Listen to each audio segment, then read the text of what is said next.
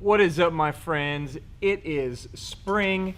The fish are moving up into the shallows, and what an amazing time to get your kids out there, get your parents out there, get your friends out there who just don't have a ton of fishing experience and bring the wonderful world of bass fishing in the shallows to them. So today I've got my son Kolton. What is up, dude? What's up, guys?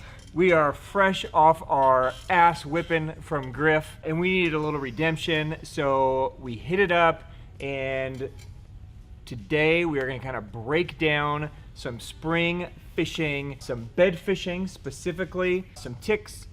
That's what it was. Man, I've had too many of these already.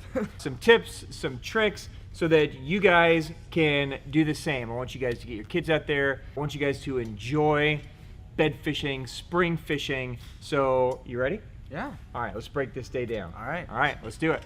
Welcome to the Hookup Tackle. The Hookup Tackle is the world's largest showcase of Megabass products, featuring baits and colors not found at any other dealer. The Hookup also offers a wide display of OSP, Evergreen, Deps, Lucky Craft, Jackal, and many more. The Hookup Tackle is owned and operated by family, is staffed by guides and verified tackle nerds who love helping anglers elevate their craft. If you're in the Phoenix area, we'd love to have you stop by our showroom and check out the wonderful world of Megabass and the Hookup for yourself. If you shop online, there are almost 10,000 SKUs of Megabass products alone, with hundreds of other companies and new products being added daily. So next time you're looking for that hard to find bait, that color your fish have never seen before, or maybe you just want to elevate your game, look at thehookuptackle.com. All right, I am Ben with the Hookup Tackle, aka the Tackle Otaku, being joined by my buddy and son, Kolton. What's up, dude? What's up, guys? We are being filmed by our friend Jeffrey the King. We are the Hookup Tackle USA. All right, so we hit it up. Yeah. We went to an area that Griff. Did we let Griff win? No. No, he just flat kicked our butt. Skill difference. Yeah, it was his day. So, but there was tons of fish, and it was a great opportunity for us to fish together and have a good time and hang out, right? Yeah. So, one of the things that happens in the spring is, bass, they really only think of three things, right? Right. They need to eat, they need to not get eaten, right? And then once a year, or twice a year some places, but usually once a year, Mother Nature calls them to shallows to reproduce, right?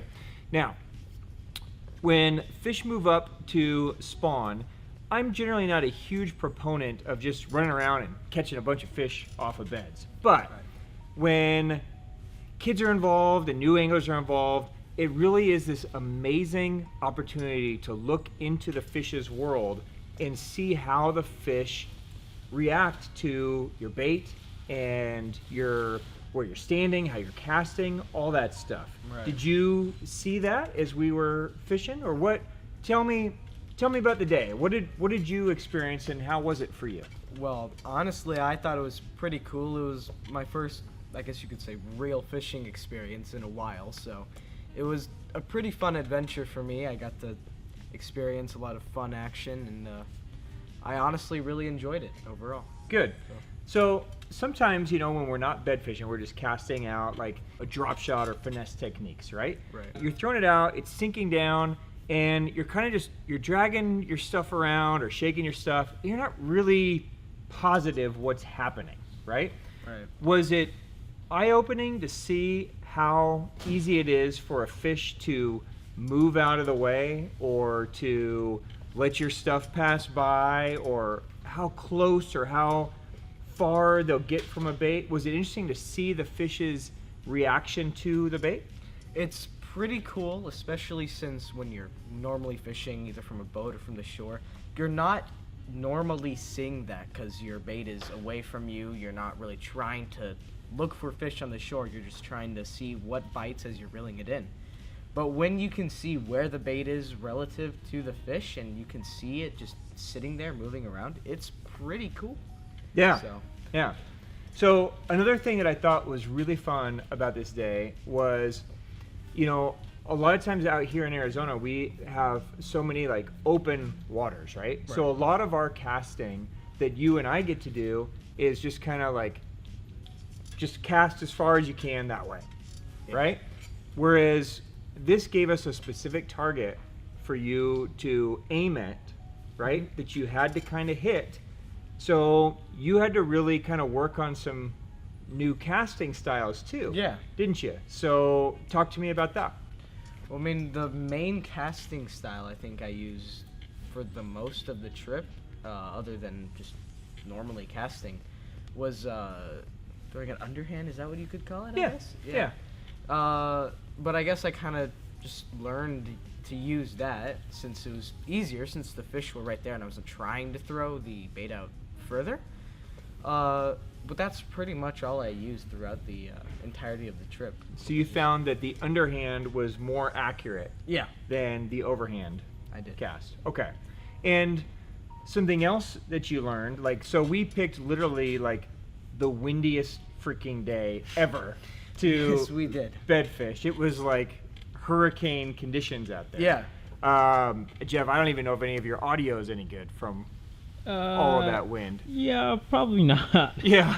So, you know, it just amplifies making accurate casts like way more difficult, right? Yeah. So sometimes when you would cast, you'd even throw past the fish and then wind to Right. it too, right? And did you find that that was useful instead of just having to specifically land it in all the time, or what was your process there? Yeah, definitely. I thought it was a lot more useful in a lot of situations because throwing it underhand is more useful for when you're a lot closer to the bed. So I usually, when I was winding it in to try to get it there, it was when I had tried throwing it underhand and it ended up missing completely or was just not going where I needed it to go. And I felt that reeling it in to try to get where I needed to go was a lot easier, especially since I could actually see where the bait was going. So yeah, I thought that was probably a lot easier in most situations. Cool. So let's talk about what a fish does when it moves up to spawn, so everybody can kind of understand what that bass is doing, how it makes a bed, why it makes a bed, how it reacts to that. Are you cool with that? Yeah. And you can give some feedback as to, you know, how you find it relates to that. Yeah. Okay. Okay. So in the spring, right, nature is calling these fish up into the shallows to spawn. It's important that they're in the shallows because when they lay their eggs, they need that sunlight to penetrate the water and warm up the eggs and get everything cooking so Right. that they can actually grow, right? So what generally happens is the male moves up first, okay? And the male is going to kind of swim around and look for an area that it can fan with its tail and make what we call a bed, or some people call it a nest, but we call it a bed, Right. okay? So they'll move up and they'll fan an area, okay? And they'll make their little bed, but really it becomes their home, okay? Exactly. So it's kind of the same as if, like, if you and me were kind of wandering through the desert and we're like, let's make a home right here, and we sweep a little area out and we put some walls up and it's our home, Right. right? It's where we're going to hang out now and we're going to try to attract the ladies, right? Right. Yeah, they're all going to come. Of course the they way. are. Right. When they see our big sand hut, they're all gonna come running. Ladies like that. Yeah. Yeah. So what happens then is those fish become very protective of their home because, dude, that's their home, right? So you don't want anybody invading your space, right? So they get on this, they make their bed and then they protect it, right? And then what happens is the males then kind of chill and wait for the ladies, like we just talked about. The females then can move up, and the females can kind of cruise through, and they get their pick of males, right? They can choose anyone they want. And a lot of times, they pick several, because you know how girls are, Yeah. right? Yeah, they just can never make up their minds, Exactly. right? So they go around and find whatever males they want to mate with. They mate, right? They rub, they do the little thing, eggs go down, female generally goes away, and then the male stays, does all the work, right? Right. Yeah, normal, right? And protects their bed, Right. right? So, what was your experience casting to these fish and fishing for these fish that were really protective? What did you see as you were fishing for them, and did you have to get it right in their bed, or would they go chase it if you made a bad cast too far out? What was your experience? Well, one of the main things I noticed with the overprotective fish were that there were mainly two types. One that was kind of patrolling around the bed, and the other that was just locked. So, with the ones that were patrolling, even if it was just a little bit off of the bed, they would still look at it. But most of the time, they wouldn't get it unless it was directly on the bed. So, especially with the locked ones, it could be on their bed and they wouldn't notice it, so you'd have to kind of dangle it right in front of their face.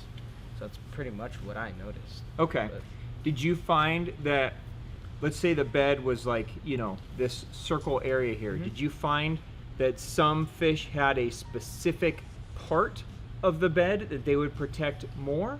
Or did you find that as long as it was kind of in their area that they would show aggressiveness? It looked like it was as long as it was kind of in their area, but at the same time, some fish would only react the further away from the shore it was.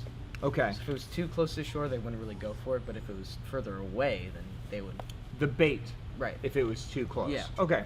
All right. So let's talk about the rigging that we use to catch these fish and share some of our little tips on what we did. Right. Sound good? Mm-hmm. Okay. Okay. So we pretty much utilized the drop shot for almost everything that we did. Right. Right? And explain a drop shot really quick, just in case, because hopefully there's some parents and some kids that will watch this. So explain what we're doing. You want me to hold the rod, or you want the rod? I can take the rod. You want the rod too? Okay, there you go. All right. So basically, the point of a drop shot is really to kind of have it sink to the bottom instead of having it float more mid or top water, just to try to attract those fish that are down there. I use this a lot for bed fishing just so that it's more stationary in the bed, because with the weight it drags the bait down and just kind of keeps it there. Well, you can move it around and shake it and it'll just stay right there. Yeah, So that's what I like about and it. I think that's the key, what Yeah. you just said. So if we were to use other bottom type baits that sink down to the bottom, like a jig or a Texas rig or something like that, when you shake it, the bait moves as you shake it, Right. And if the fish are only going to protect this little area, if you shake it a couple times and it moves out of the area, then it's gone and they'll just watch it swim by and goodbye. Right. But with a drop shot, you can put this weight in the bed and then you can shake your bait without actually having it pull out of the bed, right? Right. And there was a lot of fish that you fished for that would eat it right away. And then there was a lot of fish that were pretty stubborn that you really had to work for, that you fished for quite a time, Right. where you would let them kind of do the patrolling thing that you're Exactly. talking about. And then when they would get close, then you would just, I'd see you shaking it as they get close. Is that what you were Yeah. working on? So when they'd get close, you'd shake it so that they would show interest. But that way it was right in their zone and they would look at it, and if they patrolled away, you weren't winding it back in, you were just letting it stay. Yeah. Right? So with the drop shot, you could keep it right in their zone. You could let the bait sink. You could shake it. It'll come up, let it sink, right? Right. So the drop shot is just an incredibly effective way to bed fish. It's, to me, the easiest way to do it, and you had a lot of success with it. Yeah. Yeah, okay. So let's talk about some baits. All right. You want me to take this? Okay. All right, so let's talk about some of our favorite baits that we All right. use. So this was a bait that you used quite a bit. Talk to me about that. So this was probably my most used bait for Okay. that day. And that was really because I found that the fish on that day were eating a lot more of the vibrant colors than the Okay. colors that actually blend in with their environment. Hold it up so everybody can see that. So I'll hold up a couple different colors. So this is the Megabass Hazedong Shad, the 3-inch size. So this is a great bed fishing bait because it looks like a little minnow, right? It's really small, so it's easy for the fish to get the whole thing in their mouth. But talk to me more about the colors. So you found that they were eating more of this brighter color than these natural colors. Right. Okay. And why do you think that was? Maybe because it was a lot easier for them to see. That might be the reason, but knowing my reasons, that's probably something a lot more scientifical in the fishing world. Scientifical. That's definitely a word, right? Because you said it. Yeah. Right. So my experience, right? And it's just my experience. Everybody has different experiences. The bright colors are great for us because we can see it really easily, right? And a lot of times, you know, when this bait is shaking down there in their bed, right? Remember, those fish aren't really hungry. Yeah. So they're not like coming over this thing and just like, and then getting it and, you know, eating it. All they're wanting to do is this thing's just pissing them off. Right. Right? So all they're doing is they just want to get it in their mouth, get it out of their bed, spit it out. So by it being a bright pink or a white or a chartreuse, we can see it and we know that when the color disappears that they have it. Right? Like when you got bites, were you mostly seeing it or were they like jerking the rod out? Depending on the range of the actual bed itself, I could mostly see it, but at the same time, since I was using the Windbuster, I could pretty much feel every little nibble it was doing. That's a good plug. Yeah. Good plug, dude. Good job. So a little combination of both. Yeah. Yeah. Okay. He's definitely been hanging around me. www.thehookuptackle.com. Yeah. Perfect. Get your Windbusters now. There you go, Jeff. Good luck editing that. What were we talking about? I think we're done here. Sell out of Windbusters. Okay. Look at Jeff. This is what happens every video. He just looks so upset that he's here filming with us. Seriously, what were we talking about? Brightness. Brightness. Brightness. If you could see it. Okay. Fish. I got it. Bed fishing. We're back. We're back. We got this, Jeff. Okay. So here's something else. Let me know when you're ready. Oh, well, am I not allowed to drink on No. No. Unless it's an Orion. Yeah, we only drink Orion here. It's the same. Must be a sign of the times. Signs of the times. Signs of the times. That's a bit... Alright. Okay, so something else that you got to experience with color. Do you remember that one smallmouth that was super fired but you just couldn't get to go? Oh, yeah. So we threw the pink and he got pissed, wouldn't eat it. So then we went to chartreuse, right? Didn't eat it. Didn't eat it. Then we went back to pink and he ate it. Yeah. So sometimes color is just a way of pissing them off, right? So sometimes when you go too natural, they know it's natural and they just let it go. And then you throw something stupid like pink or chartreuse or white. They're like, what the heck, right? And it just pisses them off. Now, color is one of those things that help us trick the fish, okay? So we were shore fishing, right? So do you think all those fish knew we were there? If we can see them, I'm pretty sure they could probably see us. 100%, right? So we get up there and we see them, they know we're there, right? So their instinctive alarm is saying, okay, danger. Like this is not normal, right? So by throwing a bait in there and then shaking it, we're kind of tricking them a little bit to forget about us. Like, okay, I know those guys are up there, but now there's this thing down here that I got to worry about, right? So they're kind of looking at us, and they're kind of looking at this. And then all of a sudden, you change colors, and they're like, wait a minute, what is this thing again? And you do several things, and then all of a sudden they forget all about us, and they're focused on this, right? So sometimes just making little color changes can really make a big difference, and you saw that, didn't you? Yeah. Cool. So don't be afraid to try different colors, you know? I mean, if you find a picky fish, go from pink to white to something natural, back to something bright, until you can trick them into getting that bite, right? All right, let's talk about a couple other baits that we used. This was another bait that we threw, or you threw, I guess you should say, and this is the Deps Deathadder. So this is just another small profile. It moves a little bit different. I think what we found on this day was that the Deathadder caught the largemouth Yeah. a little bit better, and the Hazedong caught the smallmouth a little bit better. Definitely. Yeah. So sometimes fish just respond to a different profile bait, and that's kind of what we found, Yeah. right? So this is a great one. The 3-inch size or the 4-inch size both work great. And then another one that would be great for you guys to try would be the OSP Dolive Beaver. It comes in these bright colors too, the pinks, the whites. So it comes in a 3-inch size, a 3.5, a 4-inch. So just another great bed fishing bait, again, just to give you that color pop. All right. Anything else you want to share with us today about the experience or bed fishing, or that you want to share with parents or kids? Or Well, one final note, I would definitely recommend this to any parents with kids out there. To definitely take your kid to try this at least some point. It's such a fun experience, and it was a great learning curve for me. I think it was overall a fun time. So, do you think I had a good time?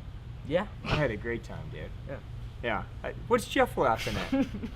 I'm always having a good time. You Unless don't- He Griff's has a beating great me. time except for when he's losing to Griff. Yeah, that's not a good time. Yeah, thank God that doesn't happen very often. Dang it. It's happening way too often, Jeff. Well, dude, I really appreciate you fishing with me. I had an amazing time. Yeah, It me was too. super fun. You know, getting to experience that with you and share that with you and watch you jack them was super dope. Yeah. So, and I appreciate you coming here. I know it could be nerve-wracking doing this, but you did a great job.